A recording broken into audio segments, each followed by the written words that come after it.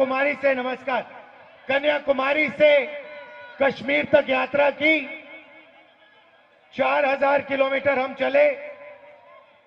यात्रा का लक्ष्य भारत को जोड़ने का था।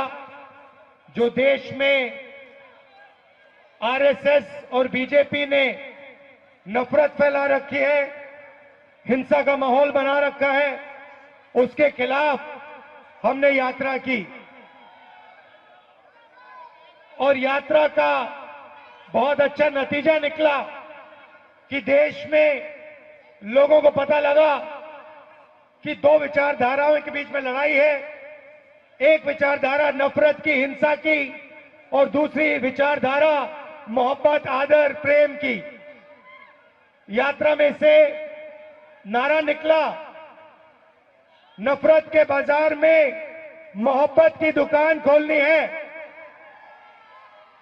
बात समझ आई? बात समझ आई? नफरत के बाजार में मोहब्बत की दुकान खोलनी है। अब सवाल उठता है कि देश में नफरत, हिंसा क्यों फैल रही है? इसका कारण भाइयों और बहनों अन्याय है।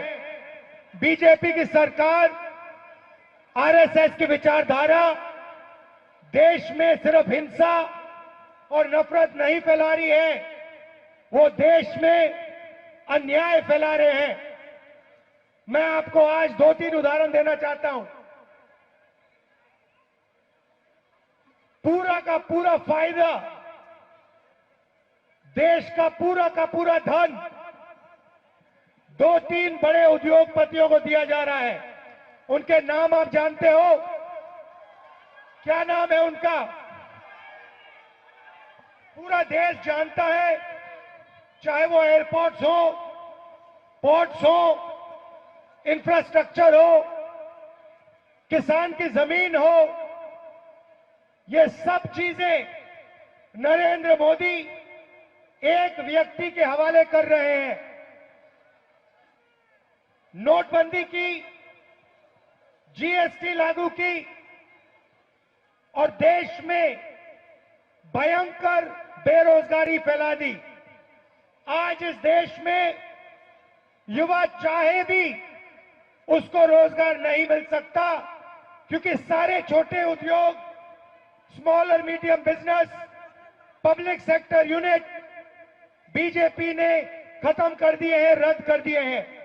यहां बोकारो में बहुत अच्छा उदाहरण है, पब्लिक सेक्टर यूनिट है।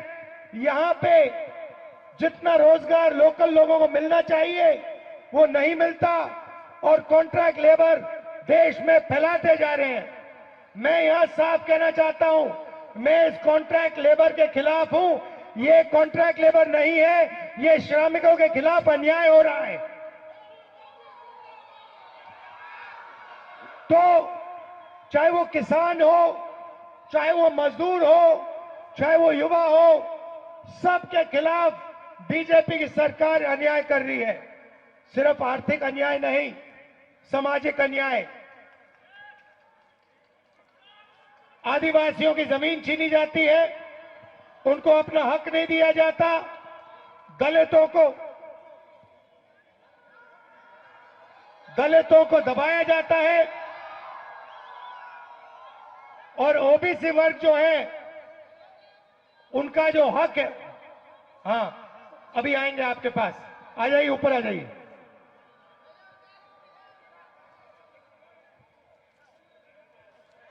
आ जाइए, आ जाइए। देखिए, मैं यात्रा में हम लोगों से बात करते हैं, 7-8 घंटे हम बात करते हैं। 15-20 मिनट हम अपनी बात रखते हैं। मेरी मीटिंग होती रहती है। मैं किसानों से मिलता हूं, मजदूरों से मिलता हूं, लेबर यूनियन के लोगों से मिलता हूं, युवाओं से मिलता हूं। सेना को जिनसे निकाला गया, 1,50,000 युवाओं को, उनके रिप्रेजेंटेटिव से मिलता हूं, अग्निवीरों से मिलता हूं। मैं आज इनको माइक्रोफोन देना चाहता हूं कि वो हिंदुस्तान के कॉन्ट्रैक्ट लेबर की हालत के बारे में आपको 2 मिनट बताएं। बोलिए। बहुत बहुत धन्यवाद राहुल जी। देश की आज जो मौजूदा हालात में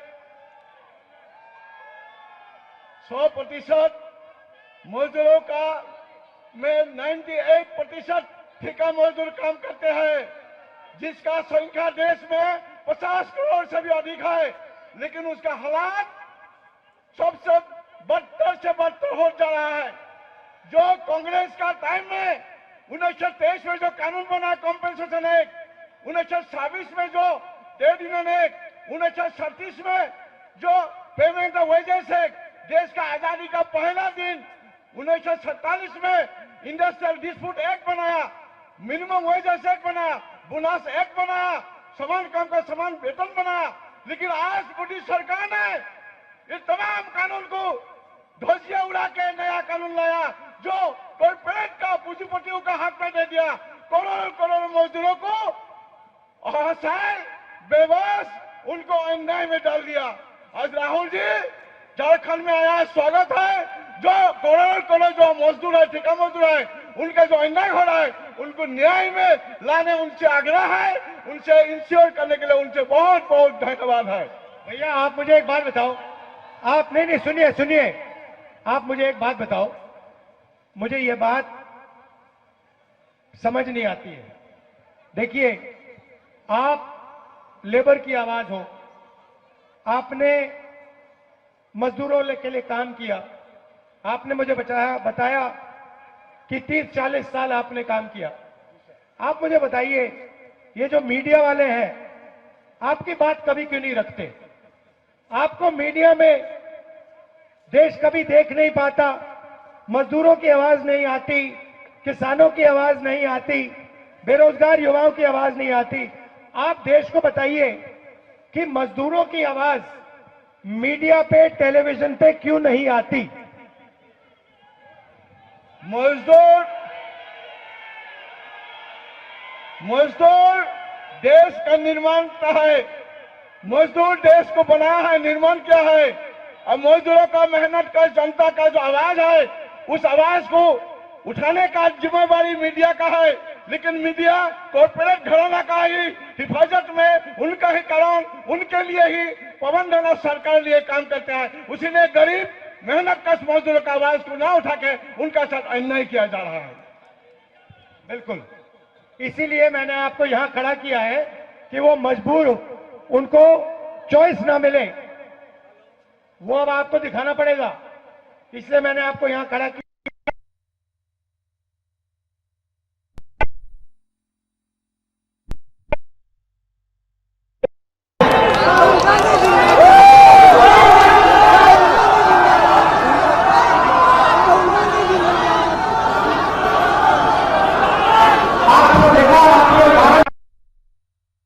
देखा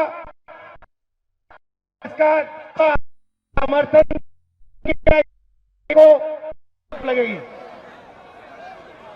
आप सब आए, आपने इतने प्यार से मेरी बात सुनी, आप सबको दिल से बहुत बहुत धन्यवाद। नमस्कार, जय हिंद।